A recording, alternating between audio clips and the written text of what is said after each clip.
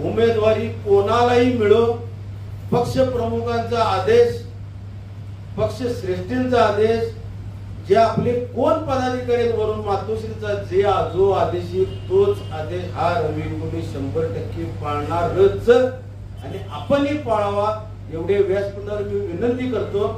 झंझावात हा भगवा सैलाब म्हणून मी कोल्हापुरात आणतोय आणि त्याचं उद्दिष्ट एकच, होय आमची शिवसेना जिवंत आहे। हेच आमच्या जीवावर इतर लोक मोठी झाली, आमच्या अस्तित्वासाठी जर झगडायला लागत असेल तर आमची प्राण प्रतिष्ठा आम्ही पणाला लावल्याशिवाय सोडणार नाही।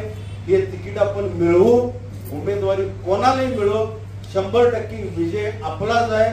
तर किमान 3 आमदार कोल्हापूर शहराच्या सहित जिल्ह्यामध्ये आपले असावेत, पण वरिष्ठांना दाखवून द्या आम्ही आता गाडीत बसणार नाही, आमच्या गाडीत आता आम्ही बसणार।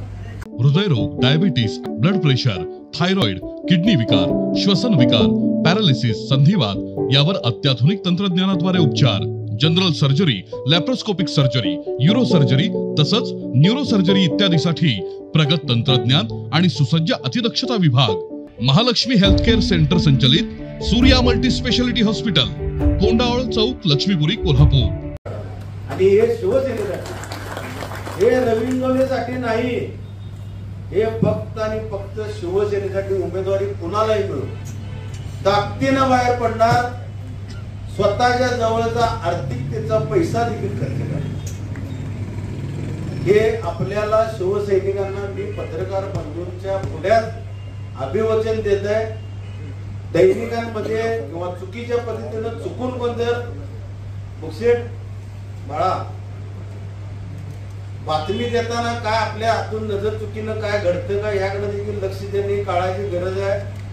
प्रतिज्ञाताई उत्तूर यांचं माझं नाव त्या ह्याच्यामध्ये नव्हतं, याची दक्षता घ्या, कारण दिसताना चुकीचं दिसते, नजर चुकीनं राहणं। आता माझ्याकडून नजर चुकीनं रीमाताई देशपांडेंचा एक फोटो राहिला, मी अगदी जाहीररित्या त्यांच्याकडे माफी मागतो या व्यासपीठावर, कारण तो माझ्याकडून राहिला नाही, छपाईवाल्याकडून राहिला। पण अशा चुका इथून पुढच्या काळामध्ये घडू देऊ नका। उमेदवारी कोणालाही मिळो, पक्ष प्रमुखांचा आदेश, पक्ष श्रेष्ठींचा आदेश, जे आपले कोण पदाधिकारी वरून मातोश्रीचा जो आदेश येईल तोच आदेश हा रवी 100% पाळणारच आणि आपणही पाळावा एवढे व्यासपीठावर मी विनंती करतो। येणाऱ्या निवडणुकीमध्ये महाविकास आघाडीचा एक घटक पक्ष म्हणून आपण काम करणार आहोत।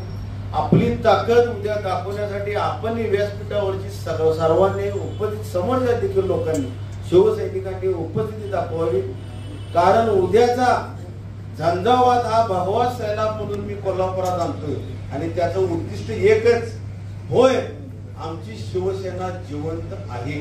हेच आमच्या जीवावर इतर लोक मोठी झाली, पण आज आम्हाला आमच्या अस्तित्वासाठी जर झगडायला लागत असेल तर आमची प्राण प्रतिष्ठा आम्ही पणाला लावल्याशिवाय सोडणार नाही।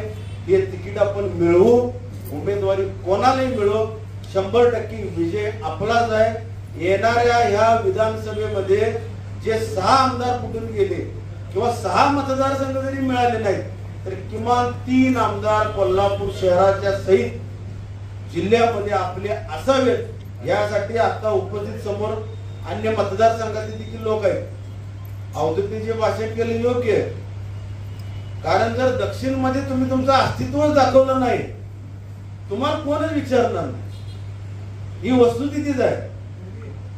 प्रत्येक वेळी पैशाच्या जोरावर शिवसेनेला गृहीत धरलं जातं, जी पुढे जातात, वरून फोन आला की गप गाडीत बसावं लागतं, पण वरिष्ठांना दाखवून द्या आम्ही आता गाडीत बसणार नाही, आमच्या गाडीत आता आम्ही बसणार, ही वस्तुस्थिती दाखवून द्या।